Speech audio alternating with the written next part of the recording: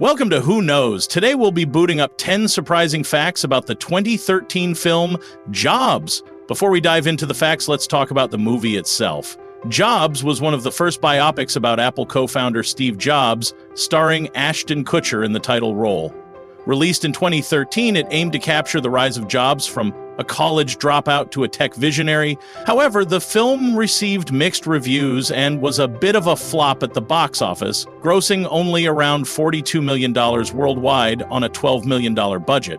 Critics argued it lacked depth and didn't quite capture Jobs' complexity, but whether you loved it or hated it, Jobs remains a fascinating look at one of the most influential figures in modern history, and hey, any excuse to talk about Steve Jobs and Apple Computer is a good one, right?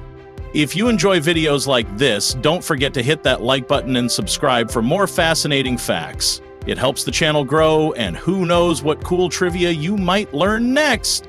All right, let's get started. After all, we don't want to keep you waiting, or should I say processing, too long. And be sure to stick around until the end for a special joke about Jobs. Fact 1. Kutcher's apple-only diet. To prepare for the role, Ashton Kutcher adopted Steve Jobs' famous fruitarian diet, eating only fruits, nuts, and seeds. Unfortunately, this led to health issues, including hospitalization for pancreatic problems. Ironically, Jobs himself had similar issues later in life. Talk about method acting gone too far. Fact 2. Steve Wozniak wasn't impressed. Apple co-founder Steve Wozniak wasn't exactly thrilled with Jobs. He criticized the movie for taking too many creative liberties and said it got many details wrong. He also called the portrayal of Jobs inaccurate, saying it over-dramatized certain events. Ouch! Fact 3. The film had a rushed release. The filmmakers wanted Jobs to be the first Steve Jobs biopic released after his passing in 2011. It was fast-tracked and came out before the more critically acclaimed 2015 film entitled Steve Jobs, which starred Michael Fassbender. Unfortunately, speed doesn't always lead to success. Fact 4. The opening scene was almost cut. The film opens with Jobs introducing the iPod in 2001, setting the stage for the story's flashback structure. However, the scene was nearly cut due to budget constraints. Thankfully, it stayed in as it provides a dramatic starting point for the film's narrative. Fact 5. Filming took just 28 days.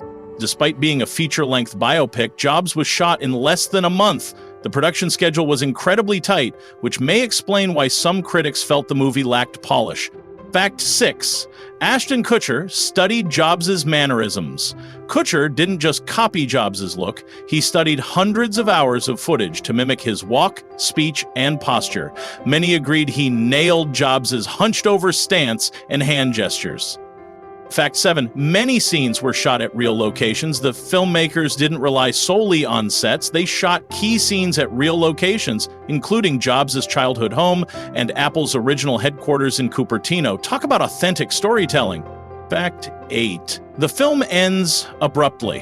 One major criticism of Jobs was that it skips over some of the biggest moments in Apple's later history. The film ends in 1996. Right before Apple's massive resurgence with the iMac, iPod, and iPhone.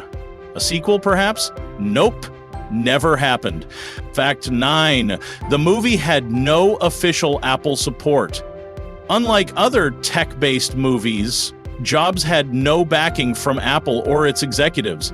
Apple remained silent about the film and later put its weight behind the 2015 Steve Jobs film instead. Before we get to the final fact, don't forget to like, comment, and subscribe, and be sure to check out our other videos to learn more amazing things. Who knows what you might discover? And don't forget, stick around for a special Jobs joke at the end. Fact 10. The original title was different. Before settling on Jobs, the movie had a working title of Jobs Yes, with a lowercase j and uppercase O BS. The design mimicked Apple's branding style, but the studio ultimately went with the simpler Jobs. Probably for the best, right? So, what do you think? Was Jobs an underrated gem or just another missed opportunity? When it comes to good filmmaking, it's a very tough challenge to sum up a person's life in 2 hours, especially someone like Steve Jobs. I personally enjoyed this film. It brought back my fond memories of learning basic programming, playing my first computer games on an Apple II, and wishing I could afford a Macintosh back in the day. But I digress. Love it or hate it, one thing's for sure. Steve Jobs' legacy continues to shape the world today. And who knows, maybe another Apple biopic is on the horizon.